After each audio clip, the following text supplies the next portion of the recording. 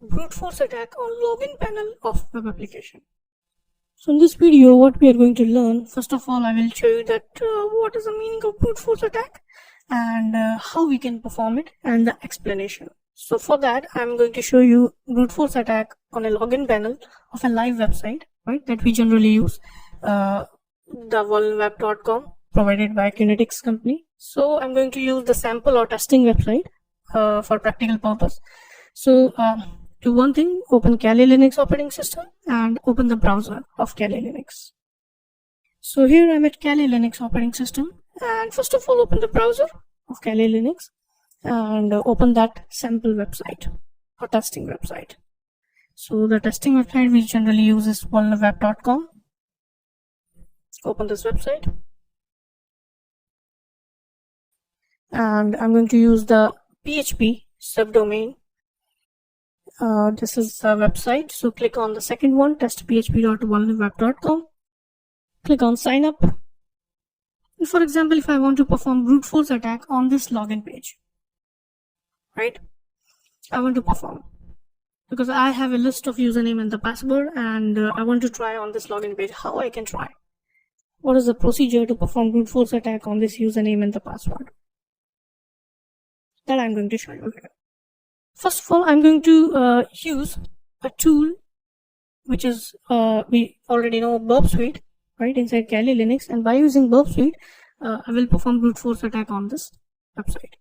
So, without any delay, first of all, minimize the browser, click on Applications, right, and here you can click on Web Application Analysis, and here is the Burp Suite. So, open the Burp Suite.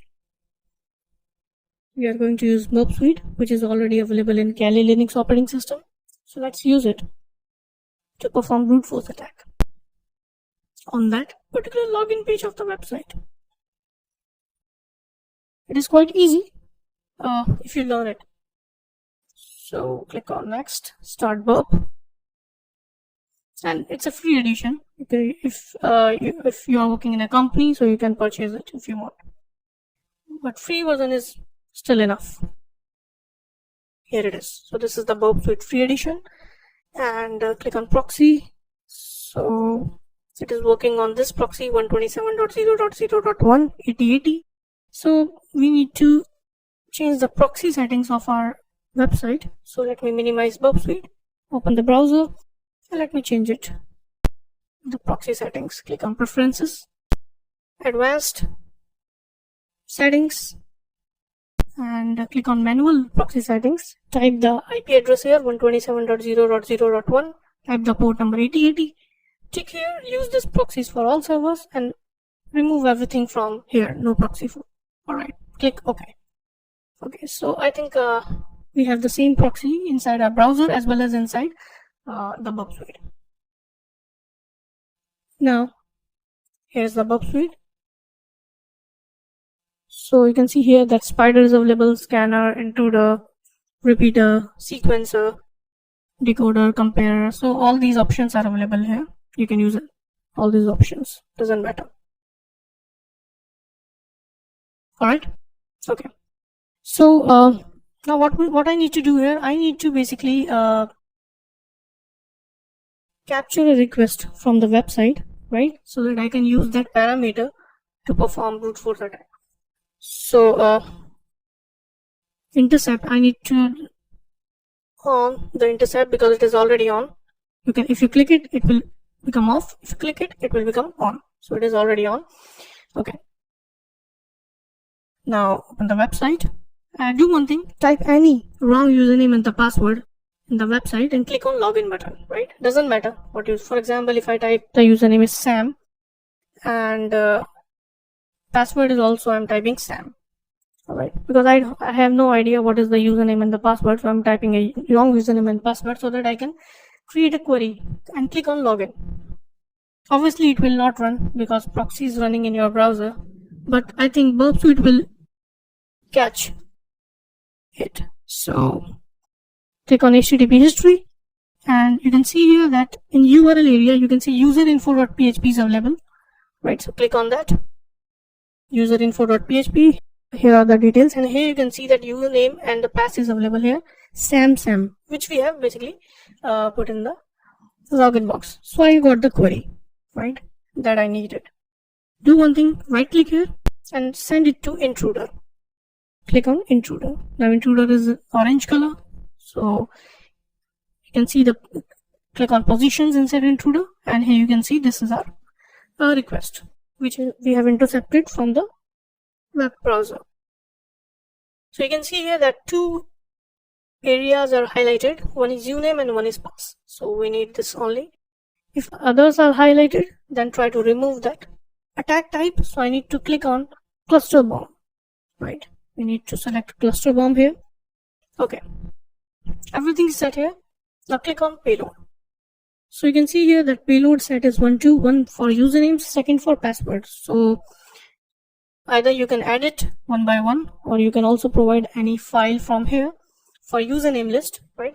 For example, if I type 4 or 5 random username, the right username and the password is test, right? So we already know that username and the password is test, right one.